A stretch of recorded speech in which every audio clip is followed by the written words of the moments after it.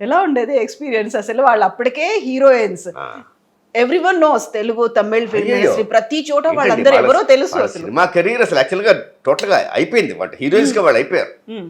అయిపోయిన తర్వాత నేను ఎంటర్ అయ్యాను. అంటే చూసుకోండి ఎంత ఫేమస్, ఎంత లెజెండరీ వాళ్ళు, అవును.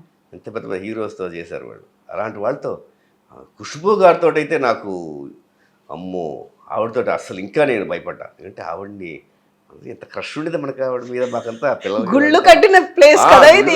ప్లేస్ ఆవిడ ఎంత అందగత్త ఆవిడ అసలు. ఆవిడతో నాకు అనగానే ఒక 1 మంత్ డిలే అయింది ప్రాజెక్ట్.